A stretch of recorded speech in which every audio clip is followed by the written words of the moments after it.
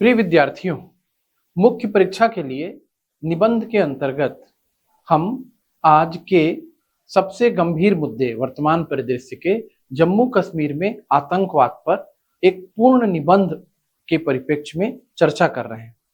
इस निबंध को आपके लिए प्रस्तुत करने में मैंने मैकग्रा हिल पब्लिकेशन से भारत की आंतरिक सुरक्षा की मुख्य चुनौतियां इस पुस्तक की मदद ली है। ये पुस्तक मुझको मैकग्रा हिल पब्लिकेशन की तरफ से सौरभ जी ने गिफ्ट की है और ये बुक अशोक कुमार जी आईपीएस हैं जो रिटायर्ड, और विपुल अनेकांत जी, ये दो प्रशासनिक अधिकारियों के द्वारा लिखी गई पुस्तक है और ये यूपीएससी के लिए बेहद उपयोगी है और सीजीपीएससी में भी निबंध के मुद्दों पर अपनी गहन पकड़ बनाने के लिए आप इस पुस्तक का उपयोग कर सकते हैं।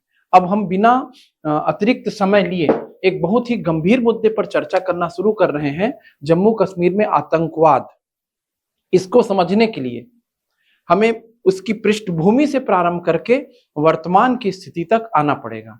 तो जम्मू कश्मीर राज्य का संबंध पंजाब से कैसे जुड़ा? पंजाब के ही अधीनता में एक समय पर वो क्षेत्र आया।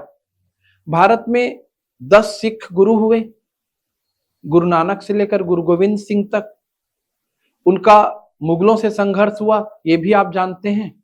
गुरु गोविंद सिंह के बाद फिर जो आगे की कमान थी वो बंदा बैरागी के द्वारा संभाली गई और फिर ऐसा करते करते एक बड़ी शक्ति का नाम आता है अंग्रेजों के समय, वो थे राजा रणजीत सिंह। राजा रणजीत सिंह से अंग्रेजों ने शाश्वत मैत्री संधि की थी, लेकिन राजा रणजीत सिंह की मृत्यु के बाद अंग्रेजों और सिखों के बीच युद्ध हुआ। ये जम्मू कश्मीर की कहानी वहां से शुरू होती है। देखिए, स्वतंत्रता पूर्व महाराजा रणजीत सिंह के निधन के बाद ब्रिटिश सरकार ने सिखों के भूभाग पर अपनी नजर जमाई। आगामी लड़ाई में गुलाब सिंह, जो महाराजा रणजीत सिंह के डोगरा जनरल थे और जिन्हें महाराजा ने जम्मू का राजा बनाया था, समझिएगा, यानी गुलाब सिंह सिखों के तरफ से जम्मू के राजा थे। गुलाब सिंह ब्रिटिश सरकार के साथ हो गए थे। इसके कारण सिखों की हार के फलस्वरूप 16 मार्च 1846 को लाहौर समझौता हुआ। इस समझौते के अनुसार रुपए 75 लाख और ब्रिटिश साम्राज्य का आधिपत्य स्वीकार करने के बाद कश्मीर का राज गुलाब सिंह को सौंप दिया गया। तभी से कश्मीर पर डोगरा वंश का शासन कायम हो गया। यानी कश्मीर में किस वंश का शासन कायम था आजादी से पहले? डोगरा वंश का। 1947 में जम्मू एवं कश्मीर एक बड़ी रियासत थी। मुस्लिम आबादी लगभग 77% होने के बावजूद भी यहाँ एक हिंदू महाराजा हरि सिंह का शासन था। हरि सिंह जी का नाम आप लोग बार बार सुनते हैं। हरि सिंह जी का नाम जम्मू कश्मीर धारा 370, जम्मू कश्मीर का विलय, ये सब मुद्दों पर आपने कभी न कभी सुना होगा। 1947 में महाराजा हरि सिंह जम्मू कश्मीर पर शासन कर रहे थे। यह राज्य बहुलतावाद और सांस्कृतिक तौर पर विविध समाज के लिए जाना जाता था। इसके 5 मुख्य क्षेत्र से तो निबंध लिखते समय आप बिल्कुल संक्षिप्त में जिक्र करें कि 47 में और वर्तमान में भी देखिएगा। वर्तमान की स्थिति में हमने केंद्र शासित प्रदेश बनाया है, तो पहले देखिएगा जम्मू कश्मीर के 5 मुख्य क्षेत्र। पहला हिस्सा है जम्मू, इसे ध्यान से समझिए। जम्मू काफी हद तक मैदानी क्षेत्र या छोटी पहाड़ियों का क्षेत्र, पंजाब से लगती सीमा वाला, हिंदू प्रभुत्व वाला है। अभी भी आप जानते होंगे जम्मू का इलाका बिल्कुल आतंकवाद की घटनाओं से लगभग मुक्त रहा है। ये हिंदू बहुल क्षेत्र है। जम्मू के उत्तर में काश्मीरी पंडितों की महत्वपूर्ण आबादी सहित सुन्नी मुसलमानों के प्रभुत्व वाली कश्मीर घाटी है। वर्तमान स्थिति में हम देखेंगे कि कश्मीर घाटी से काश्मीरी पंडितों को पलायन करना पड़ गया। तो जम्मू में हिंदू प्रभुत्व का इलाका, जम्मू के उत्तर में काश्मीरी पंडित और सुन्नी मुसलमान। ग्रीष्म काल में पर्यटकों की काफी चहल पहल के साथ घाटी भारत के सबसे खूबसूरत क्षेत्रों में से एक थी। जम्मू प्रांत तथा कश्मीर घाटी दोनों में सिखों की उपस्थिति भी काफी थी। ये आजादी के समय की स्थिति है। घाटी के पूर्व में शिया मुसलमानों की मामूली आबादी के साथ मुख्य रूप से बौद्ध प्रभुत्व वाला पर्वतीय क्षेत्र लद्दाख है। इसकी सीमाएं तिब्बत के साथ लगती हैं। तो एकदम पूर्व में लद्दाख है, जो अब केंद्र शासित प्रदेश बन गया है। बहुत ही अलग इलाका, एक शीत मरुस्थल का क्षेत्र है, बहुत ऊंचाई पर का इलाका। 3 से 4 दिन तक मुझको यहाँ रहने का अवसर भी मिला है आर्ट ऑफ लिविंग के कार्यक्रम के समय। ये जगह बिल्कुल डिफरेंट अपना कल्चर रखती है और जम्मू कश्मीर राज्य का हिस्सा होने के साथ साथ अपनी अलग सांस्कृतिक पहचान थी लद्दाख की। तो 3 हिस्सा हो रहा, अभी तक 3 हिस्से आप समझ गए होंगे। एक हिस्सा हो गया जम्मू, एक हिस्सा हो गया जम्मू के उत्तर का, एक हिस्सा हो गया लद्दाख। फिर 2 हिस्से आपको जानना है कश्मीर के। आखिर में गिलगित और बाल्टिस्तान के 2 क्षेत्र हैं। इन दोनों क्षेत्रों में बहुत कम आबादी थी और इनमें से ज्यादातर शिया मुस्लिम थे। गिलगिट और बाल्टिस्तान की सीमाएं अफगानिस्तान और चीन के सिकियांग के साथ लगती है। यह पूर्व के सोवियत संघ के भी बहुत करीब था। जम्मू एवं कश्मीर की भू राजनीतिक स्थिति ने इसे रणनीतिक रूप से काफी महत्वपूर्ण बना दिया। सोवियत संघ से इसकी करीबी, अफगानिस्तान से इसकी सीमा का लगना। तो आप यदि निबंध लिखना चाहेंगे तो जम्मू कश्मीर राज्य के हम आतंकवाद को समझें, इससे पूर्व हम जान सकते हैं कि जम्मू कश्मीर राज्य प्रारंभ में इन 5 भागों में विभाजित था। वर्तमान में स्थितियां बदल चुकी हैं, जिसको हम आगे देखेंगे। विलय और जनमत संग्रह। एक और भारत द्वारा बलपूर्वक विलय करने की आशंका और दूसरी तरफ मुसलमानों के प्रभुत्व के कारण पाकिस्तान की ओर से सांप्रदायिक प्रतिक्रिया के डर के कारण महाराजा हरि सिंह ने 15 अगस्त 1947 को न तो भारत के साथ न तो पाकिस्तान के साथ विलय किया, बल्कि एक स्वतंत्र प्रभुत्व संपन्न और पूरी तरह से तटस्थ राज्य की आशा की थी। लेकिन शेख अब्दुल्ला के नेतृत्व में कश्मीर के लोगों की प्रबल इच्छा भारत में शामिल होने की थी। शेख अब्दुल्ला ने लगातार 2 राष्ट्र के सिद्धांत, 2 नेशन थ्योरी का खंडन किया और उसे कश्मीर में धर्मनिरपेक्षता के एक संरक्षक के रूप में माना जाता था। मतलब 2 कंडीशन बन रही थी आजादी के समय। महाराजा हरि सिंह चाहते थे कि कश्मीर भारत से अलग रहे और शेख अब्दुल्ला और उसके साथ में कश्मीर के लोगों का एक ग्रुप कश्मीर को भारत में मिलाए जाने के पक्ष में था। महाराजा हरि सिंह ने दोनों देशों से स्टैंड स्टिल समझौता पर हस्ताक्षर करने की पेशकश की, जिसके अनुसार सीमा पार लोगों और माल की मुक्त आवाजाही की अनुमति होगी। पाकिस्तान ने इस समझौते पर हस्ताक्षर कर दिए, लेकिन भारत ने कहा कि वह देखेगा और इंतजार करेगा।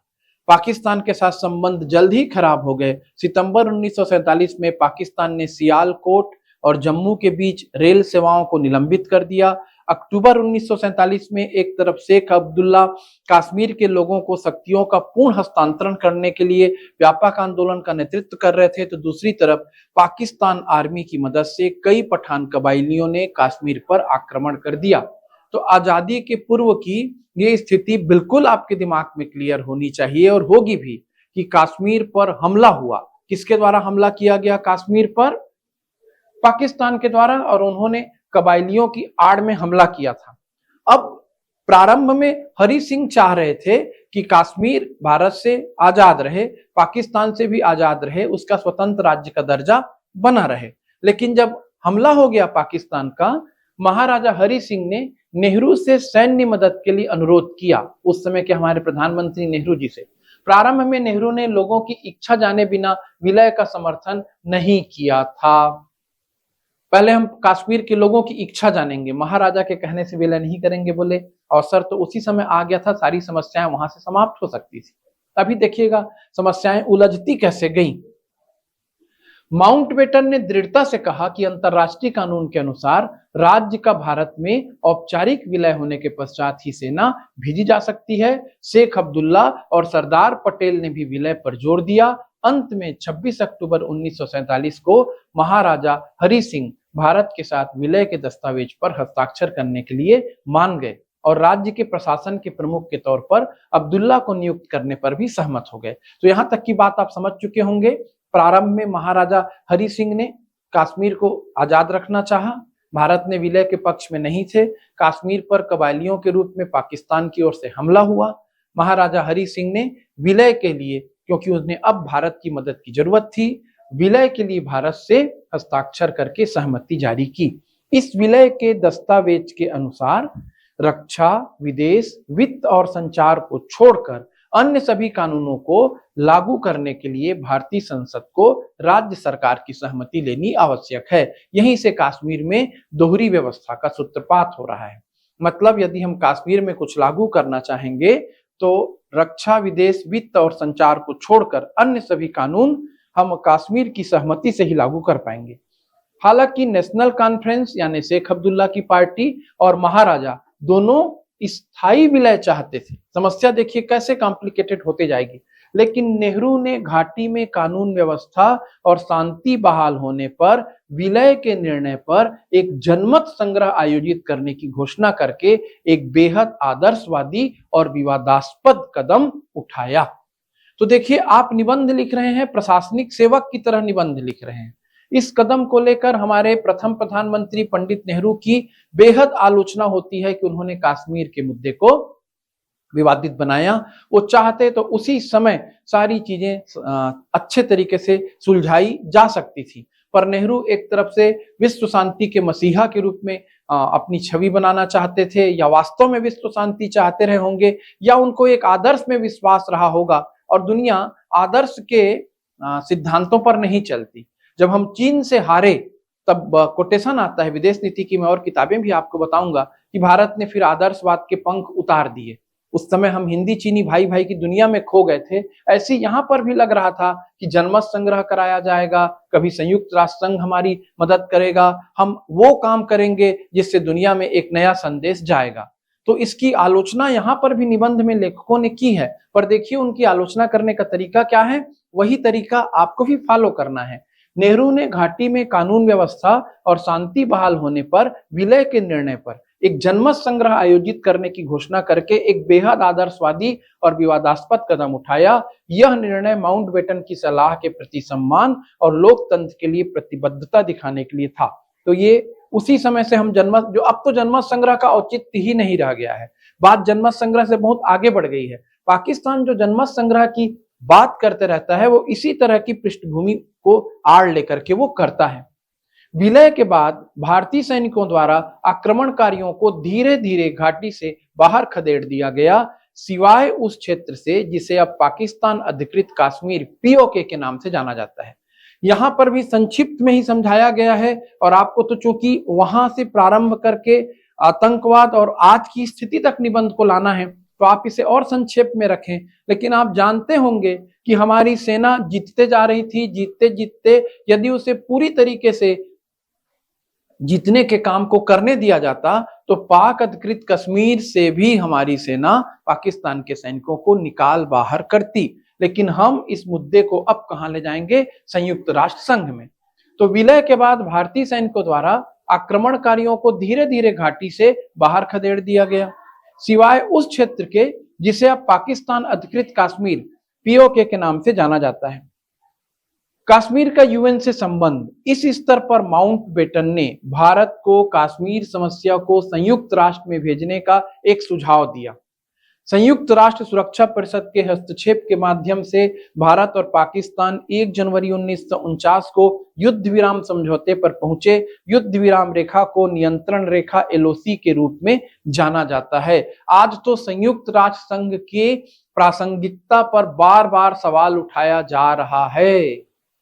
अब तो ये स्पष्ट हो चुका है इतने दिनों के हमारे इतिहास के आकलन के बाद कि हमको यदि अपने प्रश्नों को सुलझाना है तो अपनी सक्षमता से हम सुलझा पाएंगे।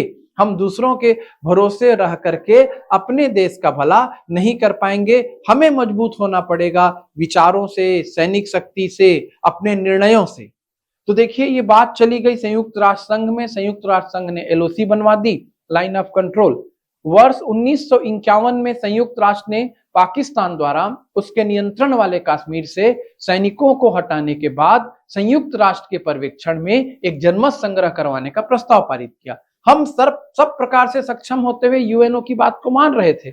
अब ये बात पाकिस्तान के ऊपर डाली गई कि वो जितने हिस्से पे नियंत्रण करके रखा है वहां से सैनिकों को हटा दे। आज तक पाकिस्तान ने सैनिकों को नहीं हटाया और यूएनओ ने पाकिस्तान के लिए क्या किया? कुछ नहीं किया। देखिएगा यहां पर यह प्रस्ताव आज तक सफल नहीं हो पाया क्योंकि पाकिस्तान ने पीओके से अपने सैनिकों को हटाने से मना कर दिया। यद्यपि युद्ध विराम रेखा और युद्ध विराम के उल्लंघन के विवरणों के पर्यवेक्षण के लिए भारत और पाकिस्तान में संयुक्त राष्ट्र सैन्य पर्यवेक्षण समूह द्वारा अभी भी पर्यवेक्षण जारी है। किसी न्यूज में आपने पढ़ा होगा कि इस पर्यवेक्षण को फिर बंद कराने की कवायद चली है और बंद भी होने की स्थिति में है या बंद हो गया है ये पर्यवेक्षण, बताइएगा कमेंट करके। केवल जम्मू और कश्मीर राज्य के लिए संयुक्त राष्ट्र सुरक्षा परिषद के एजेंडे में अभी भी राज्य का विलय भारत और पाकिस्तान के बीच विवाद का विषय है। ये हमारा द्विपक्षीय मुद्दा है। पाकिस्तान इसको अंतर्राष्ट्रीय मुद्दा बनाना चाहता है, अब वो बना नहीं पाएगा। हमारी वर्तमान सरकार बेहद मजबूती से और बेहद निर्णायक कदम उठा रही है और आगे भी उठाएगी। तब से भारत और पाकिस्तान के बीच मैत्रीपूर्ण संबंधों की राह में कश्मीर मुख्य बाधा रहा है। भारत ने कश्मीर के विलय को अंतिम और अपरिवर्तनीय तथा कश्मीर को अपना अभिन्न अंग माना है। हमारा स्टैंड एकदम क्लियर है। कश्मीर के विलय को अंतिम और अपरिवर्तनीय, यानी कश्मीर के महाराजा ने जो विलय किया वो अंतिम है, अपरिवर्तनीय है। किसी जनमत संग्रह की अब यहाँ पर आवश्यकता नहीं है, परिस्थितियां बदल चुकी है। पाकिस्तान का इस दावे से इनकार करना जारी है और वह इस मुद्दे को अंतरराष्ट्रीय मुद्दों पर उठाता रहा है, जबकि भारत कहता है कि यह द्विपक्षीय विषय है। तो पाकिस्तान वर्तमान परिदृश्य में तो अलग थलग पड़ा हुआ है। भारत और पाकिस्तान की तुलना में हम देखें तो आज जमीन आसमान का अंतर है। हम बहुत मजबूत स्थिति में है पाकिस्तान की तुलना में, आर्थिक दृष्टि से, सैनिक दृष्टि से, कूटनीतिक दृष्टि से। तो अब बिल्कुल निर्णायक घड़ियां आ चुकी हैं बड़े कदमों के लिए। अब देखिए लेकिन कंडीशन क्या बनी। शुरुआत की स्थिति है, आजादी के समय की स्थिति है, 1951 की स्थिति है। पाकिस्तान का एक हिस्से पर नियंत्रण हो गया, जो आज भी क्या कहलाता है, पाक ऑक्युपाइड कश्मीर। कश्मीर का भारत में विलय हो गया और पाकिस्तान कश्मीर में प्रायोजित रूप से आतंकवाद चलाना शुरू करेगा। समझते हैं इस घटनाक्रम को। जम्मू और कश्मीर के लोगों ने वर्ष 1951 में एक संविधान सभा की बैठक आयोजित की, जिसने वर्ष 1956 में एक बार फिर से भारत में प्रवेश की पुष्टि की। यानी वहां की संविधान सभा 51 में फिर से विलय की पुष्टि किया और राज्य के लिए संविधान को अंतिम रूप दिया। जम्मू और कश्मीर का संविधान यह पुष्टि करता है कि राज्य भारतीय संघ का अभिन्न अंग है और रहेगा। इसके बाद फिर हमारा पाकिस्तान से युद्ध होगा और फिर शिमला समझौता आएगा। शिमला समझौता 1972, बांग्लादेश का उदय यदि आप जानते होंगे तो वहां से शिमला समझौता जुड़ता है। संघर्ष के प्रारंभिक चरण के दौरान भारत का प्राथमिक उद्देश्य पाकिस्तान अधिकृत कश्मीर और उत्तरी क्षेत्रों, जिसे भारत द्वारा सामूहिक रूप से पाकिस्तान अधिकृत कश्मीर का नाम दिया है, से पाकिस्तानी सेना को वापस भेजना और इस क्षेत्र को जम्मू और कश्मीर के साथ मिलाना था। लेकिन यह उद्देश्य धीरे धीरे बदल गया, जो कि 1971 के भारत पाकिस्तान युद्ध के दौरान और बाद में दिखाई दिया। इस युद्ध के बाद नियंत्रण रेखा स्थापित की गई। यह व्यापक रूप से माना जाता है कि युद्ध के बाद शिमला समझौता, जो कि 2 जुलाई 1972 को हुआ, में हुई बातचीत के अंतर्गत भारत और पाकिस्तान इस रेखा को दोनों देशों के बीच स्थायी सीमा में बदलने के लिए सहमत थे। तब से भारत का प्राथमिक उद्देश्य एलओसी को अंतर्राष्ट्रीय सीमा में बदलने और यथास्थिति को बनाए रखना है। आप यहाँ पर तो शिमला समझौता पर कम जानकारी है, मैं और विस्तृत जानकारी आप बोलेंगे तो आपको शिमला समझौता पर दूंगा। क्यों हुआ, कैसे हुआ, भारत बांग्लादेश युद्ध क्या था। आप अभी इतना जाने कि शिमला समझौता 2 जुलाई 1972 को हुआ था। वहां पर भी भारत बेहद बेहतर स्थिति में था, लेकिन फिर भी उसने इस समझौते को और कठोरता से क्यों लागू नहीं कराया, ये एक विचार का प्रश्न हमेशा रहा है। 1972 के शिमला समझौते से अब हम पीछे हटेंगे। पाकिस्तान कह रहा है 1972 के शिमला समझौते की आप पृष्ठभूमि और जाने। तो इस सब घटनाक्रम तक, यानी कहां से कहां तक समझिए, 47 से लेकर 72 तक क्या स्थिति रही। जम्मू कश्मीर का भारत ने विलय हो गया। पाकिस्तान ये कभी नहीं चाहता था। एक हिस्से को पाकिस्तान ने अपने नियंत्रण में रखा, यानी जबरन उस पर कब्जा करके रखा। वो पाक अधिकृत कश्मीर है और अब शेष कश्मीर पे पाकिस्तान की हमेशा से नजर रही।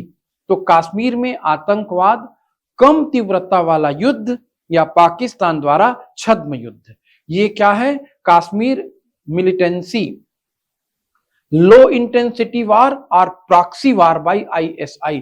तो बहुत लंबे समय से पाकिस्तान ने कश्मीर में प्रॉक्सी वार छेड़ करके रखा है। उसकी सेना हमसे डायरेक्ट नहीं लड़ सकती, तो उसने टारगेट बना करके रखा है कि भारत को परेशान किया जाए, और इस हद तक परेशान किया जाए कि कश्मीर को वो भारत से अलग भी करा ले। उसकी मंशा तो यही है, करा भले ना पाए।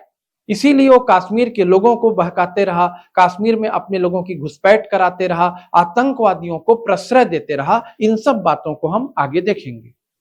आतंकवाद की शुरुआत वर्ष 1947 में प्रारंभिक युद्ध और वर्ष 1965 और 1971 के दो प्रमुख युद्धों में हारने के बाद पाकिस्तान को यह समझ में आ गया कि वह भारत से प्रत्यक्ष युद्ध नहीं जीत सकता, तो उसने छद्म युद्ध वाली रणनीति का सहारा लिया। सबसे पहले इसने पंजाब में आतंकवादी आंदोलन में सहायता दी। याद होगा आपको, पंजाब भारत से अलग होना चाहता था। पृथक खलिस्तान की मांग आज भी कहीं न कहीं पर कनाडा या और कहीं न कहीं पर उठते रहती है। सबसे पहले इसने पंजाब में आतंकवादी आंदोलन में सहायता दी। उसके बाद 80 के दशक में कश्मीर में अलगाववादी और आतंकवादी विद्रोह शुरू किया। जिहाद के नाम पर दो देशों के बीच छद्म युद्ध आज भी जारी है। भारत के लिए यह एक चिंता का विषय है।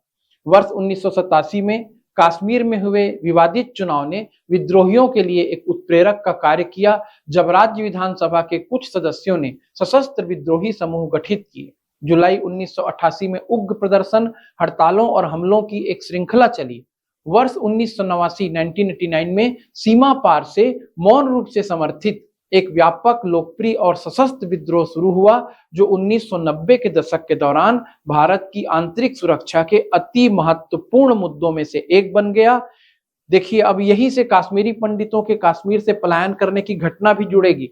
यानी कश्मीर में विद्रोह की क्या हो रही है, शुरुआत हो रही है, प्रॉक्सी वार की शुरुआत हो रही है। 90 तक ये अपने एक्सट्रीम पर जा रहा है। 1990 यह मुजाहिदीन विद्रोह का प्रारंभ था, जो आज भी जारी है। यह विद्रोह विस्तृत रूप से अफगानी मुजाहिदीनों द्वारा शुरू किया गया था, जो सोवियत अफगान युद्ध की समाप्ति के बाद कहां घुसे थे? कश्मीर घाटी में घुसे थे। कहानी तो बेहद ही लंबी है, पर अभी चर्चा मैं नहीं कर रहा हूं। कुल मिलाकर ये समझ गए कि मुजाहिदीन आ गए 1990 में कश्मीर घाटी में आतंक फैलाने। प्रारंभ में जम्मू एवं कश्मीर में पहले से विद्यमान जम्मू कश्मीर लिबरेशन फ्रंट का इस विद्रोह के एक हिस्से के रूप में इस्तेमाल किया गया। यानी जम्मू कश्मीर में आतंकवाद विशेष रूप से कब से फैलना शुरू हुआ? 90 के आसपास से। और JKLF की बड़ी महत्वपूर्ण भूमिका रही, मुजाहिदीनों की भूमिका रही और JKLF का नाम आपके निबंध में आना चाहिए। क्या है JKLF? Jammu Kashmir liberation front का इस विद्रोह के हिस्से के रूप में इस्तेमाल किया गया। JKLF की स्थापना 1964 में की गई थी। 1964 में, 1971 में इसका पुनर्गठन किया गया और फिर उपर्युक्त उद्देश्य के लिए इसका इस्तेमाल किया गया। 1990 में JKLF कश्मीर का मुख्य विद्रोही ग्रुप था। JKLF का एक नेता यासीन मलिक, बार बार आप समाचार पत्रों में इनका नाम पढ़ते होंगे, न्यूज में सुनते होंगे। JKLF का एक नेता यासीन मलिक कश्मीर में आतंकवादी कश्मीरियों में प्रमुख था। इसकी मुख्य मांग कश्मीर को स्वतंत्र करवाना था।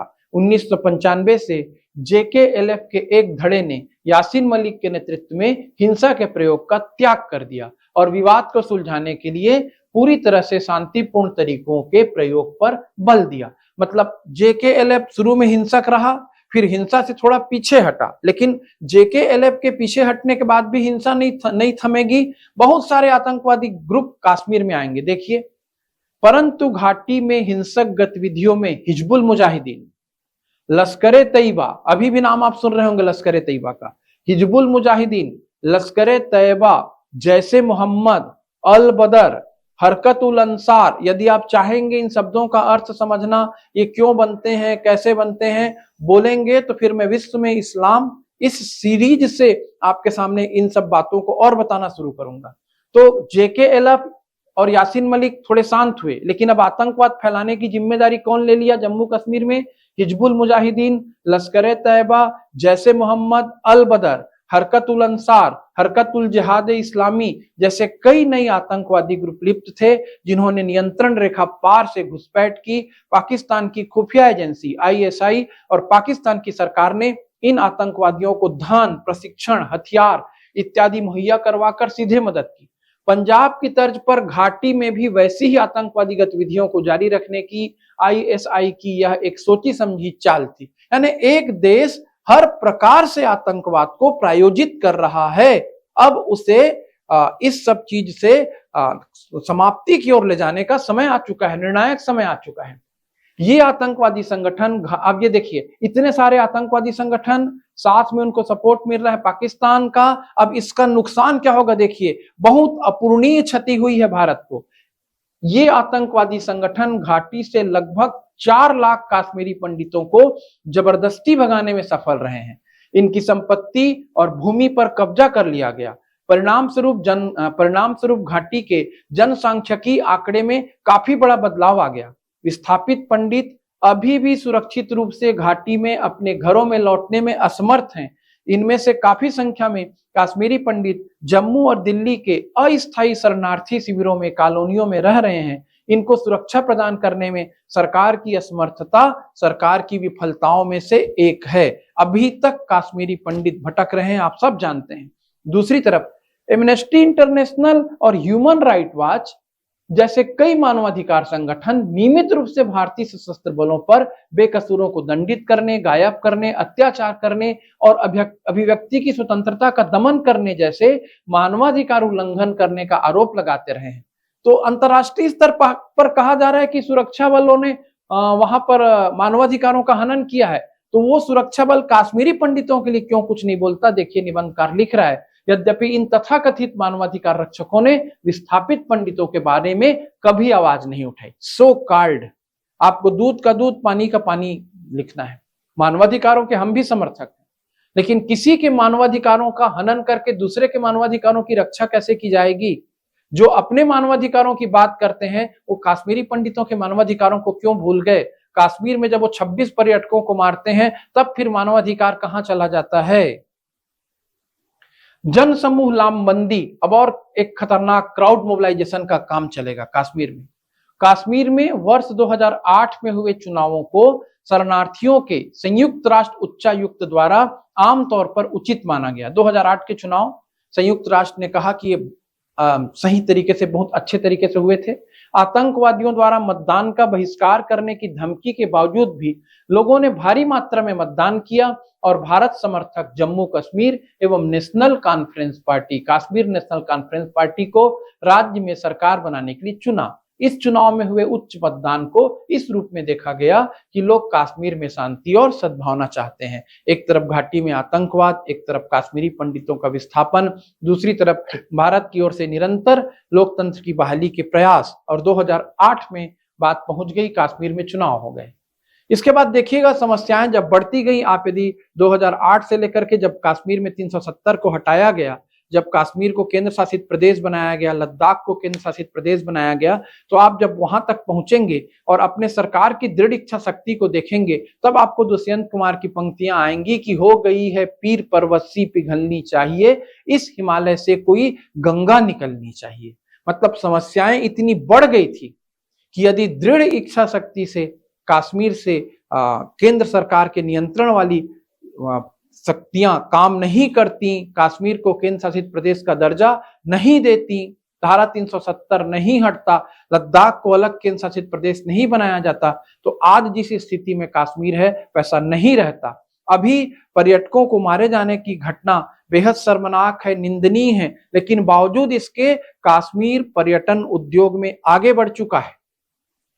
ये डरने का नहीं डटने का वक्त है जो कहा जा रहा है, ये एक सच्चाई है। भारत की कश्मीर में बढ़ती पकड़, कश्मीर में अमन शांति की बहाली, इससे बौखला करके पाकिस्तान ने इस कदम को प्रेरित किया है और अब वो बैकफुट पर जाने के लिए आ रहा है। और हम समस्या के समाधान में निरंतर आगे बढ़ रहे हैं। मैं फिर आपको पीछे ले जाता हूं, ये 2008 की स्थिति है। अब 2008 तक बात पहुंच गई। 2008 में कश्मीर में एक बार चुनाव हुए, एक तरफ निर्वाचित सरकार बन गई और इधर आईएसआई परेशान रहा, तो उसने क्या किया? आईएसआई ने कश्मीर में अपनी रणनीति में परिवर्तन किया। भारतीय सुरक्षा बलों को बदनाम करने और कश्मीर मुद्दे का अंतरराष्ट्रीयकरण करने के लिए जन समूह लामबंदी यानी मॉब मोबिलाइजेशन को, यहीं से पत्थरबाजी वगैरह की शुरुआत होगी। जन समूह लामबंदी को एक रणनीति के रूप में इस्तेमाल किया गया है। जन समूह लामबंदी को भारतीय सुरक्षा बलों को बदनाम करने और कश्मीर मुद्दे का अंतर्राष्ट्रीयकरण करने के लिए एक रणनीति के रूप में उपयोग किया गया है। यानी कश्मीर की जनता ये चाहती है कि कश्मीर भारत में ना रहे, ये दिखाया जाता था जन समूह लामबंदी यानी मॉब मोबिलाइजेशन और पत्थरबाजी के माध्यम से। वर्ष 2008 की गर्मियों में श्रीनगर में स्थानीय प्रदर्शनकारियों के लिए पथराव करना एक नियमित घटना बन गई थी। रोज पथराव होते रहता था, आप समाचार में सुनते रहे होंगे। उस समय अमरनाथ भूमि हस्तांतरण घाटी में बड़े पैमाने पर आंदोलन के लिए एक बड़ा मुद्दा बन गया था। कश्मीरी किशोरों को पथराव में शामिल किया गया। राजनीतिक लाभ पाने के लिए एक छोटी सी घटना को भी आतंकवादियों द्वारा, अलगाववादियों द्वारा बढ़ा चढ़ाकर प्रचारित किया गया। वर्ष 1989 से लगातार कश्मीर में भारत विरोधी आंदोलन हो रहे थे। ये आंदोलन विशेष रूप से भारतीय सेना के विरुद्ध शिकायतों और कश्मीर विवाद को उजागर करने के लिए किए गए थे। भारतीय संसद पर हमले के मुख्य अभियुक्त अफजल गुरु को फरवरी 2013 में फांसी पर लटकाए जाने के बाद इन घटनाओं में वृद्धि हुई।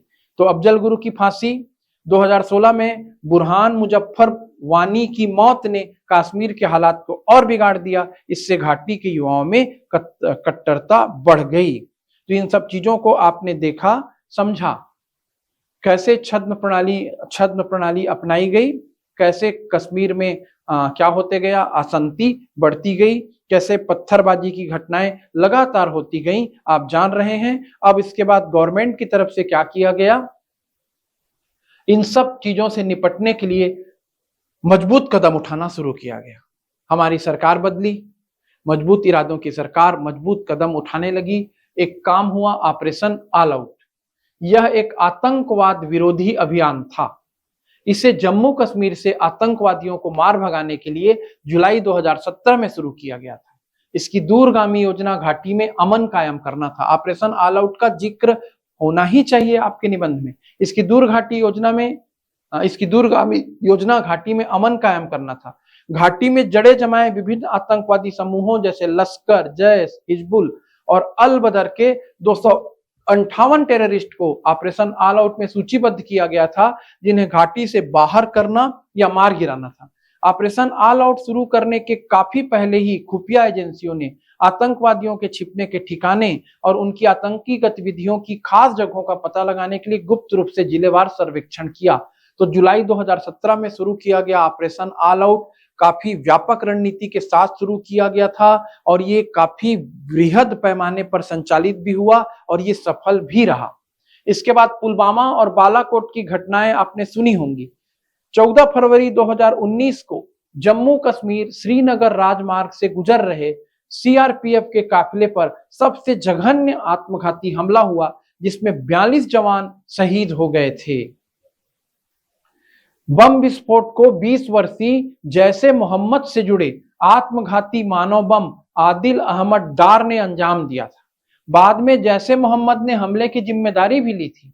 इसके पहले 2016 में पठानकोट एयरबेस पर हुआ हमला भी जैश आतंकी समूह ने ही किया था। पुलवामा हमले से देश के नागरिकों में आहत भावनाओं का एक व्यापक ज्वार पैदा हुआ। अब इसका हमने फिर जवाब दिया। पुलवामा हमले के जवाब में भारतीय वायुसेना ने 26 फरवरी 2019 को 12 लड़ाकू विमान मिराज 2000 के जरिए पाकिस्तान के बालाकोट और अन्य स्थानों से जैसे मोहम्मद के आतंकवादी शिविरों पर बम बरसाकर उन्हें ध्वस्त कर दिया। जैसे मोहम्मद के शिविरों पर बम बरसाया गया। वायुसेना ने ये आप सर्जिकल स्ट्राइक का जो आपने नाम सुना है उसी का ये जिक्र है। वायुसेना ने दावा किया कि उसके हमलों में जैश के 300 से अधिक आतंकवादी मारे गए हैं जो वहां प्रशिक्षण ले रहे थे। यह गैर सैन्य और पहले से विचारित आक्रमण था। भारतीय खुफिया एजेंसियों को यह भनक लगी थी कि आतंकवादी समूह जैश के पास और भी आत्मघाती दस्ता है जो भारत के विरुद्ध हमले के फिराक में है। इसी को ध्यान में रखकर भारत ने कार्रवाई की। यह आतंकवाद के खिलाफ भारत की रणनीति में एक महत्वपूर्ण बदलाव है। घर में घुसकर मारेंगे वाली बात है। इतने बड़े पैमाने पर भारत के जवाबी हमलों से आतंकवादी संगठनों के दिमाग में डर बैठ जाएगा। यानी जो आतंकवादी पहले हमें डराना चाहते थे अब वो हमसे डरें। अभी और बड़े पैमाने पर भारत कार्रवाई करने में सक्षम है और करेगा। हम अभी की स्थिति पर भी पहुंच रहे हैं और यह एक निवारक का काम करेगा जिस सिद्धांत पर अमल करते हुए इजराइल ने आतंकवाद से मुकाबले में बड़ी सफलता हासिल की है। इजराइल को हम देखते ही हैं कि कैसे वो आतंकवादियों से निपटता है। कंधार प्रकरण में आतंकवादियों की रिहाई के 20 साल बाद भारत ने अपनी छवि एक नरम देश के बजाय एक ऐसे राष्ट्र की बनाई है जो आतंकवाद से अपनी लड़ाई में किसी भी हद तक जा सकता है। हमने अपनी छवि को बदला है और जब हम आक्रामक होंगे, जब हम क्या करेंगे, आक्रमण ऑफेंस की तरफ जाएंगे, तभी पीछे वाला डिफेंस की तरफ जाएगा, वो अपने कदम पीछे हटाएगा। तो अपने को तो पहले अपने ही छवि को बदलना था। हम एक बहुत ही उदार, नर्म, सहिष्णु राष्ट्र के रूप में जाने जाते थे। हम अपने सिद्धांत में अहिंसा को महत्व देते थे। एक गाल पर थप्पड़ मारे जाने पर दूसरे गाल पर थप्पड़ खाने की बात हमारे द्वारा कही जाती थी। लेकिन ये सब नीति कहाँ पर लागू होती है? दैनिक जीवन में, सामान्य घटनाओं में, है ना, और निर्बल की सहायता करने में हम जरूर आगे रहे, पर आतंकवाद से निपटने में हमको हर हाल में अपने आप को मजबूती से रखना पड़ेगा, अन्यथा देश की सुरक्षा खतरे में आ जाती है। भारतीय वायुसेना ने 1971 के युद्ध के बाद पहली बार पाकिस्तानी वायु सीमा में प्रवेश किया था। पूर्व सुविचारित हमले की रणनीति इजराइल हमले में दमदार साबित हुई है। भारत ने इस पर पहली बार अमल किया। विश्वास किया जाता है कि यह निश्चित रूप से आतंकवाद निरोधक के रूप में काम करेगी। फिर भारत सरकार ने अपनी सुरक्षा रणनीति बनाई। वो सुरक्षा रणनीति के प्रमुख बिंदु आप याद रखें, डोभाल थ्योरी, डोभाल डॉक्ट्रिन, डोभाल सिद्धांत याद रखें। अब इसके बाद और भी निर्णायक कदम उठाया जाएगा, धारा 370 का हटाया जाना। तो आतंकवाद की वर्तमान घटना तक पहुंचने से पहले ये इस बात का उल्लेख अति आवश्यक है। धारा 370 का हटाया जाना, कश्मीर में पर्यटन के लिए परिवेश तैयार करना, कश्मीर में चुनाव होना और कश्मीर में सब कुछ शांत दिखना, यही अभी वर्तमान आतंकवादी घटना का कारण बना। आतंकवादियों को लगने लगा कि सब कुछ तो नॉर्मल की ओर चला गया, एकदम आय भी बढ़ गई कश्मीर की, चारों तरफ शांति ही शांति है, तो हमें एक बड़ी घटना को अंजाम देना चाहिए। तो ये इसकी पृष्ठभूमि में ये सब बातें हैं। तो सबसे पहले देखिए धारा 370 क्या था, एकदम संक्षेप में समझते हैं। आर्टिकल 370, इस धारा में रक्षा, विदेश, वित्त और संचार को छोड़कर, ये विलय के दस्तावेज में भी लिखा हुआ था हरि सिंह ने जब विलय किया था, इस धारा में रक्षा, विदेश, वित्त और संचार को छोड़कर अन्य सभी कानूनों को लागू करने के लिए भारतीय संसद को राज्य सरकार की सहमति लेना अनिवार्य था। जब तक हम कश्मीर से सहमति लागू नहीं करते, अन्य कोई भी कानून जो भारत की सरकार बनाती वो कश्मीर में लागू नहीं होता। इसलिए अन्य भारतीय नागरिकों की तुलना में इस राज्य के निवासी नागरिकता, संपत्ति के स्वामित्व और मौलिक अधिकारों से संबंधित कानून सहित अलग कानूनों के अंतर्गत आते हैं। इसी का तो बार बार विरोध होता था और बार बार नारा दिया जाता था, एक राज्य एक विधान एक निशान। जम्मू कश्मीर में 2 संविधान, एक केंद्र का यानी भारत का संविधान और एक अपने जम्मू कश्मीर राज्य का। जम्मू कश्मीर में 2 झंडे, एक भारत का झंडा और एक जम्मू कश्मीर राज्य का। यही सब हटाया, बदला गया। जम्मू और कश्मीर के लिए भारत के संविधान की प्रयोज्यता, संविधान की धारा 370 के खंड 1 द्वारा प्रदत्त शक्तियों का प्रयोग करते हुए राष्ट्रपति महोदय द्वारा जम्मू एवं कश्मीर राज्य की सरकार की सहमति से संविधान बनाया, जो 14 मई 1954 को अस्तित्व में आया। तो वहां के लिए संविधान बन गया। अब फिर धारा 370 को रद्द करने की मांग, आप इसके पक्ष, यदि आर्टिकल 370 और कश्मीर ऐसा निबंध आया तो आर्टिकल 370 के पक्ष में क्या बातें रही हैं कि हमने इसे हटाकर अच्छा कैसे किया, और जो विरोध करते हैं उनका क्या कहना है, इन बातों को ध्यान से सुनिए। इसके निराकरण के पक्ष और विपक्ष में समान रूप से तर्क सामने आए। पक्ष में दलीलें, धारा 370 हटाने के पक्ष में क्या दलीलें दी गई? धारा 370 के लागू होने से कुछ मनोवैज्ञानिक व्यवधान पैदा हुए हैं जो कि जम्मू और कश्मीर समस्या का मूल कारण है। बिल्कुल मनोवैज्ञानिक व्यवधान था। जम्मू और कश्मीर के लोग अपने आप को एक स्वतंत्र देश ही मानते थे, यानी भारत से अलग मानते थे। आपने देखा भी होगा, कई बार टीवी न्यूज वाले जाते थे वहां पर, तो एक वर्ग कहता ही था कि ये हमारा क्षेत्र है, हमसे हमारा क्षेत्र छीना जा रहा है, जबकि वो भारत का अविभाज्य अंग है, आजादी के समय से है और आजादी के पहले भी है। हमारे पूर्वजों ने ऋग्वेद लिखा कहाँ है? सप्त सिंधु प्रदेश में, और सप्त सिंधु प्रदेश मतलब पंजाब और कश्मीर। तो ऋग्वैदिक काल से कश्मीर हमारा अविभाज्य अंग है, वो कश्यप ऋषि से संबद्ध है। आप ये सब चीजें जान रहे हैं, निबंध में भी बकायदा आप इनका जिक्र करें। साथ ही साथ ये वही कश्मीर है जहां पर सदियों पहले अशोक ने श्रीनगर नगर बसाया। आज नहीं, मौर्य काल से कश्मीर भारत का हिस्सा है। ये वही कश्मीर है जिसके कुंडल वन में कनिष्क के समय चौथी बौद्ध संगीति हुई। तो कश्मीर की पब्लिक आज यदि अपने आप को भारत से अलग महसूस कर रही है तो निश्चित रूप से वो आजादी के समय के घटनाक्रम का नतीजा है, और धारा 370 जैसी धारा के द्वारा उनको विशेष दर्जा दिए जाने का नतीजा है कि वो खुद ही अपने आप को वीआईपी और देश से अलग महसूस कर रहे थे। तो क्यों ना इस धारा 370 को हटाया जाए, ये लोगों के मन में आई और इसलिए 370 को हटाया गया। धारा 370 के लागू होने से मनोवैज्ञानिक व्यवधान पैदा हुए थे जो जम्मू और कश्मीर की समस्या का मूल कारण है। यह धारा 370 ही है जो जम्मू एवं कश्मीर में और देश के अन्य भागों में दूरियां पैदा करती है, जैसा मैंने आपको समझाया, और अलगाववाद को प्रोत्साहित करती है। अधिनियम बनाने के समय यह अस्थायी व्यवस्था थी जिसे धीरे धीरे समाप्त किया जाना था। कहा भी गया था कि इसे धीरे धीरे समाप्त किया जाएगा। यह जम्मू एवं कश्मीर के मुस्लिमों को लगातार याद दिलाता है कि उन्हें अभी देश के साथ पूरी तरह विलय होना है। अब तो हो गया, धारा 370 हट गई, हम उससे आगे बढ़ गए। आगे हमें और भी बहुत कुछ करना है, इंतजार है हमारे देश की सरकार पर, हमें पूरा भरोसा है। और जैसी दृढ़ता, जैसी सोच, जैसी समझ के साथ हमारी सरकार अभी आगे बढ़ रही है, ऐसी प्रबल इच्छा शक्ति की सरकार ही इस तरह की बेहद ही जटिल समस्याओं को सुलझा सकती थी। तो देश की जनता को सरकार के साथ खड़े रहना है।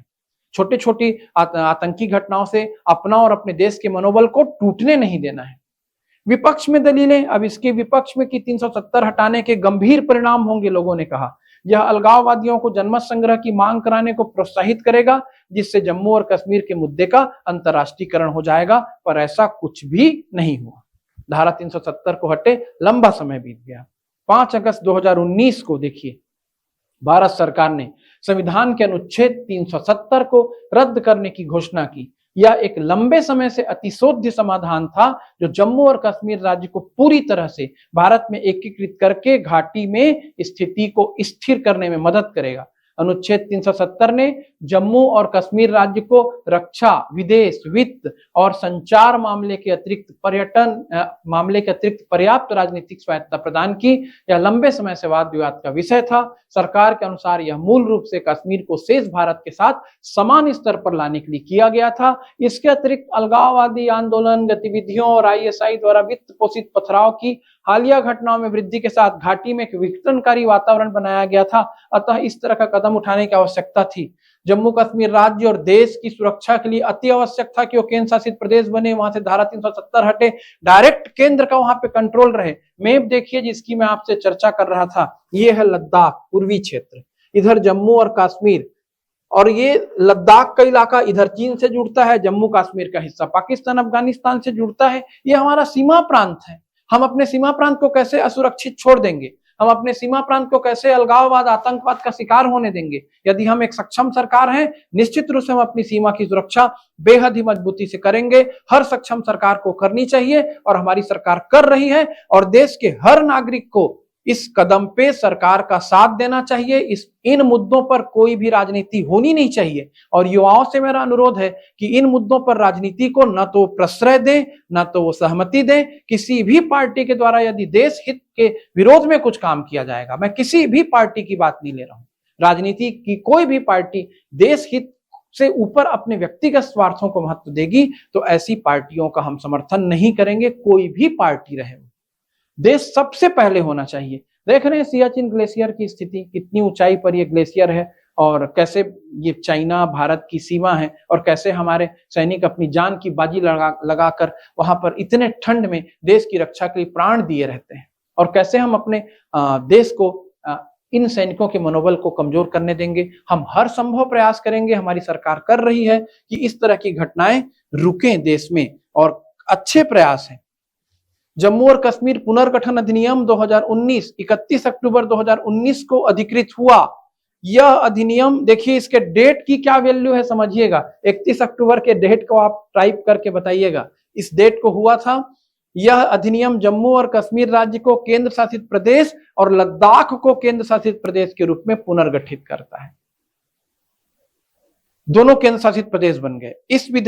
इस विधेयक के अनुसार जम्मू और कश्मीर केंद्र शासित प्रदेश में विधानसभा होगी, जबकि लद्दाख विधायिका के बिना एक पृथक केंद्र शासित प्रदेश होगा। तो ये 370 का हटाया जाना था, और 370 के हटाए जाने के बाद से फिर जम्मू कश्मीर पर केंद्र सरकार का नियंत्रण रहा। फिर आप इसे करंट अफेयर से जोड़ेंगे कि फिर उसके बाद जम्मू कश्मीर में चुनाव हुआ। चुनाव होने के बाद जम्मू कश्मीर में सारी स्थितियां क्या होती गई हैं, बेहतर होती गई हैं। अनुच्छेद 335 ए, जिस पर कभी मैं आराम से आपको चर्चा करूंगा, इसका थोड़ा सा आप जिक्र जरूर कर देंगे। आर्टिकल 35 है 370 के साथ साथ इस आर्टिकल पर भी 60 नोट्स बना करके रखेंगे। भारतीय संविधान में अनुच्छेद 35 ए तत्कालीन राष्ट्रपति के आदेश पर वर्ष 1954 में जोड़ा गया था। यह कश्मीर के महाराजा हरि सिंह और भारतीय गणतंत्र के बीच हुए समझौते का हिस्सा था, जिसका आशय बाहर के लोगों से कश्मीरियों के विशेषाधिकार का संरक्षण करना था। तो ये विशेष प्रकार के अधिकार देता था उनको। राज्य में संपत्ति खरीदने का विशेषाधिकार था, दूसरा नहीं खरीद सकता था जम्मू कश्मीर राज्य में संपत्ति। छात्रवृत्ति और अन्य सरकारी सहायताओं से अनुच्छेद 35 से जुड़ा था। इसका आप जिक्र करें और इस आर्टिकल को आप और तैयार करें, ऐसा बोल रहा हूं। तो कश्मीर में स्थितियां तेजी से बेहतर होती गई थी। 370 के हटने के बाद, उसे केंद्र शासित प्रदेश बनाए जाने के बाद, सरकार के द्वारा ऑपरेशन ऑल आउट चलाए जाने के बाद, और भी साथ ही साथ पर्यटन को बढ़ावा देने के प्रयासों के बाद ऐसा लग रहा था कि सब कुछ नॉर्मल की तरफ जा रहा है, और लगभग नॉर्मल की तरफ जा चुका है। हमारा तो अब टारगेट ही चेंज हो गया है। अब पाकिस्तान पीओके के बारे में सोचेगा, ये मेरा कहना है। आपको भी ऐसा लगता होगा। जम्मू कश्मीर में उसने कर ली एक उधमबाजी, अब इसको बड़ी कीमत चुकानी पड़ेगी। अब इस घटना को देखिए कि अब इस सारे नॉर्मल हो रही चीजों को अब आपका स्वयं का काम बढ़ेगा। यहां तक मैं दोबारा बोल रहा हूं, मैं किसी बुक का प्रमोशन नहीं कर रहा हूं, लेकिन आप मेरी आदत से परिचित हैं। यदि कोई पुस्तक अच्छी लगती है, यदि उसके तथ्य अच्छे लगते हैं और किसी ने मेहनत की है, तो उस मेहनत को सामने आना चाहिए, दूसरे की मेहनत का श्रेय नहीं लेना चाहिए। जम्मू कश्मीर पर यदि मैं भी निबंध लिखने का प्रयास करता, तो पृष्ठभूमि में इन्हीं सब घटनाओं को मैं लिखता, और इन चीजों को आपके लिए लिख करके, यदि भारत की आंतरिक सुरक्षा की मुख्य चुनौतियां, ऐसा करके यदि एक पुस्तक में प्रस्तुत किया गया है अशोक कुमार जी के द्वारा और विपुल अनेकांत जी के द्वारा, तो पहले तो ये बधाई और साधुवाद के पात्र हैं। बड़े ही सुलझे और सटीक शब्दों में विवाद रहित तरीके से उन्होंने सारे आंतरिक सुरक्षा के मुद्दों को इस बुक में दिया है, और इसका आप अध्ययन करें। लेकिन ये बुक भी यहीं तक आपके काम आएगी। अब वर्तमान की चीजों को आपको निरंतर समाचार पत्रों से एड ऑन करते जाना पड़ेगा, तभी आपका निबंध पूर्ण और आकर्षक रहेगा, और तभी आपके अंक बढ़ेंगे। अब घटनाक्रम क्या हुआ जिसके कारण ये सारा मुद्दा चर्चे में आया, तो देखिए नव भारत का मैंने न्यूज लिया जिस दिन पहलगाम में घटना हुई। पहलगाम में बड़ा आतंकी हमला, 26 पर्यटकों की मौत, कई घायल। सबसे रमणीक पर्यटन केंद्र माना जाता है पहलगाम, भारत का स्विट्जरलैंड, ऐसा आप सुने ही हैं। पहाड़ी से उतरे आतंकी और बैसरन घाटी में आए पर्यटकों पर दागने लगे अंधाधुंध गोलियां, 2 विदेशी पर्यटक भी मारे गए। पीएम के निर्देश पर गृह मंत्री श्रीनगर पहुंचे।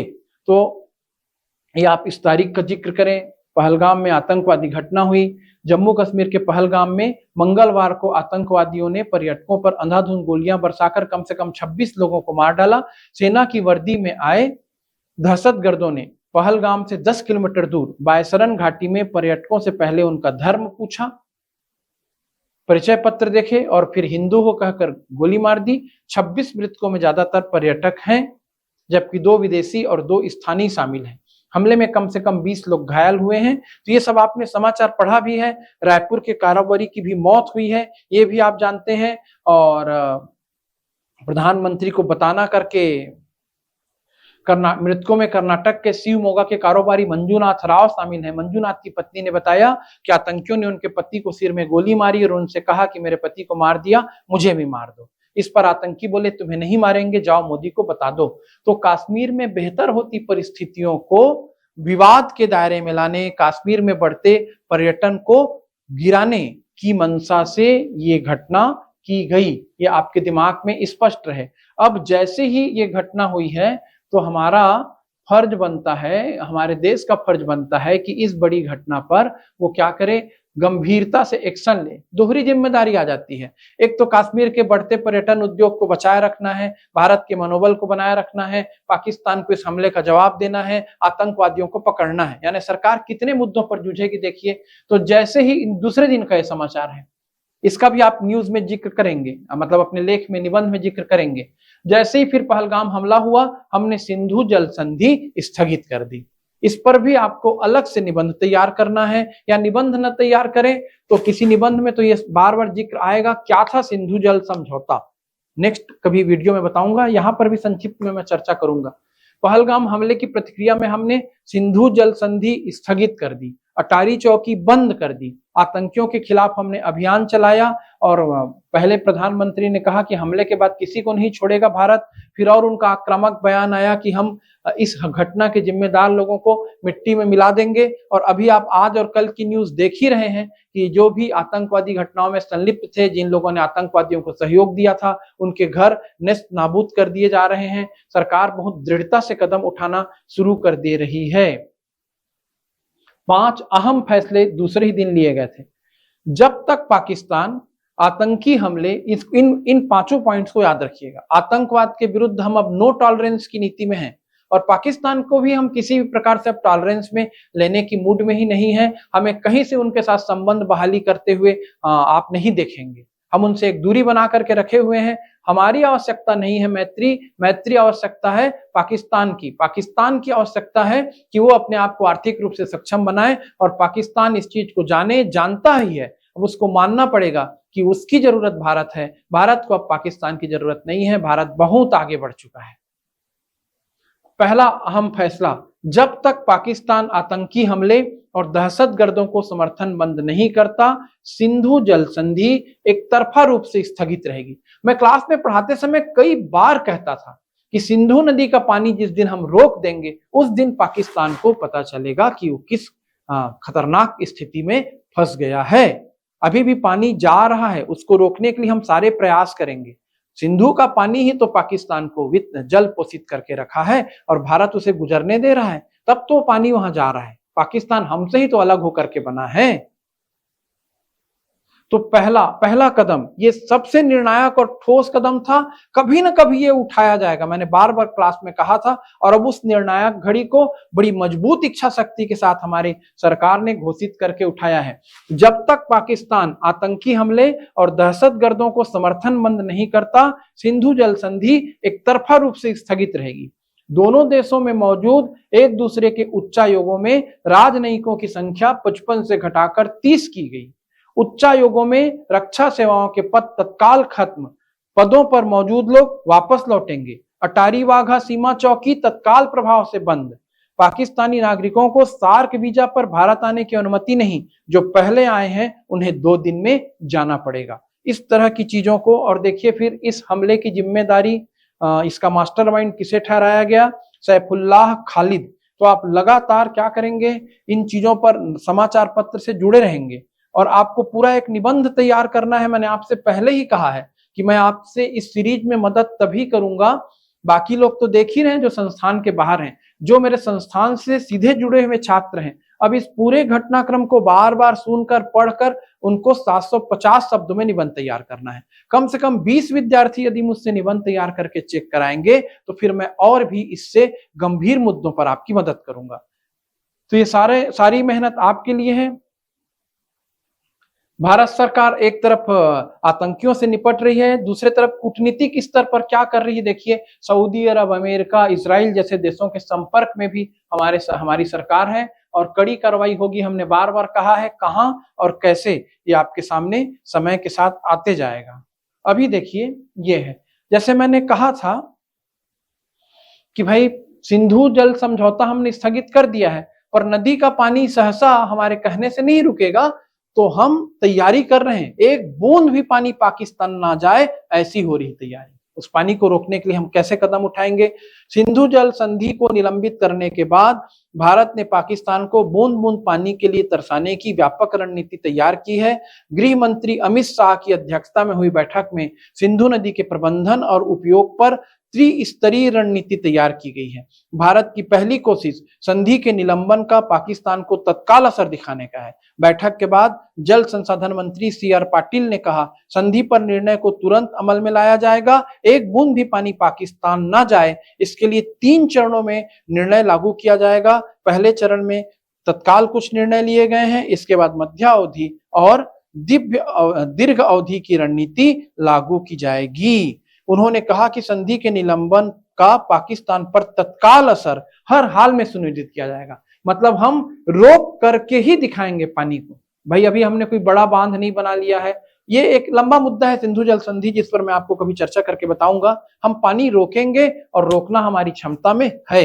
संधि के निलंबन का तत्काल असर हो, इसके लिए पहले से निर्मित डैम में पानी एकत्र किया जाएगा। अधिकाधिक जल संग्रहण के लिए बांधों की क्षमता बढ़ाई जाएगी। पहले चरणों में बांधों की गाद हटाई जाएगी और बांधों से फ्लशिंग भी की जाएगी। लद्दाख में बांध निर्माण में आधुनिक तकनीक की मदद से तेजी लाने की रूपरेखा तैयार की जाएगी।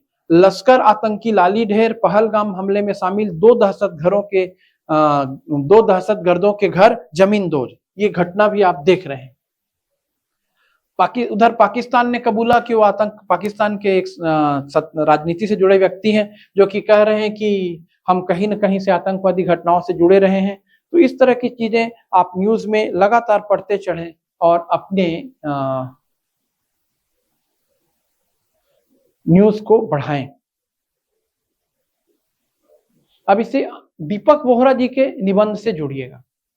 देखिए, दीपक वोहरा पूर्व राजनयिक, अभी इनका YouTube वगैरह में लगातार इंटरव्यू भी आ रहा है।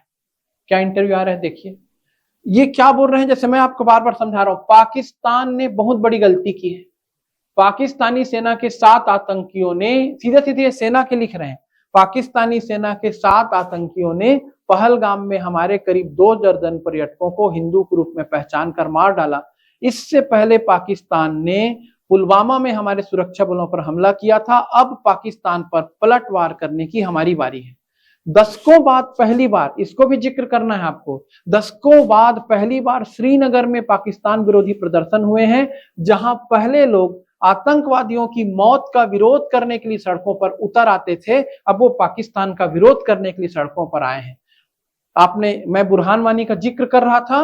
वर्ष 2016 में जब बुरहान वानी को मारा गया था तो घाटी में बड़े पैमाने पर विरोध प्रदर्शन हुए थे। अब आतंकियों के समर्थन में भीड़ नहीं आ रही है, अब पाकिस्तान की इस घटना के विरोध में भीड़ आ रही है। ऐसा हमने चमत्कार कैसे किया? तो इसके पीछे मुख्य वजह वहां की अर्थव्यवस्था है। हमने जिस तरीके से पर्यटन को बढ़ावा दिया अभी हाल ही में, पर्यटन से आप पूरे आंकड़े लिखिएगा, इन्हीं आपको लेख में आंकड़े मिल जाएगा कि पर्यटन से कैसे करोड़ों का लाभ हुआ है जम्मू कश्मीर के लोगों को, वहां के नागरिकों को। कैसे होटल के होटल ऑनलाइन बुक हो जा रहे थे और कैसे एक आतंकवादी घटना से अब बुकिंग क्या होते जा रही है, रद्द होती जा रही है। तो इन सब लेख को आप और पढ़ें, बहुत अच्छे से पढ़ें। कौटिल्य ने शासकों को शांति और युद्ध को चुनने से पहले अपनी सापेक्ष शक्ति का मूल्यांकन करने की सलाह दी है। आप कितने ताकतवर हैं। उन्होंने कहा है कि कमजोरी की स्थिति में दी गई रियायतें निष्फल होती हैं, इसलिए बातचीत का समय अब खत्म हो चुका है। हमने आर्थिक रूप से पाकिस्तान को बिल्कुल पंगु बना दिया है, मुस्लिम जगत के भीतर उसे पूरी तरह से अलग थलग कर दिया है। अब सैन्य बलों समेत हर हथियार से उसे दंड देने का समय है। इस दिशा में सबसे पहले हमने 1960 की सिंधु जल संधि को निलंबित कर दिया है, जिसके तहत सिंधु प्रणाली का 80% पानी पाकिस्तान को आवंटित कर दिया गया था। करोड़ों जिहादी अब अपने आकाओं से पानी की भीख मांग सकते हैं। प्रधानमंत्री नरेंद्र मोदी जी ने कहा कि हमलों के पीछे जो लोग हैं उन्हें दंडित किया जाएगा, तथा यह भी स्पष्ट किया गया कि हमले के लिए उकसाने वालों को भी नहीं छोड़ा जाएगा। तो इन चीजों को आपने ध्यान से समझा और आप इस पर एक बेहतर निबंध बनाएंगे, ऐसा मैं आपसे अपेक्षा कर रहा हूं। और इसमें आप पर्यटन के आंकड़ों का जरूर जिक्र दें। मैं भी पर्यटन के आंकड़े बताना चाहता था, पर बहुत लंबा समय हो गया आपसे चर्चा करते हुए। अब यदि आपको नक्सलवाद की वर्तमान स्थिति तक जोड़कर निबंध तैयार करना है तो वहां पर भी मेहनत लगेगी। आपको यदि जरूरत है छत्तीसगढ़ में नक्सलवाद, प्रारंभ से लेकर वर्तमान तक, तो उस पर भी मैं आपकी मदद कर सकता हूं। आप कमेंट करके जरूर बताइएगा। तो आप एक निबंध तैयार करें। मैं वीडियो को यहीं पर रोक रहा हूं।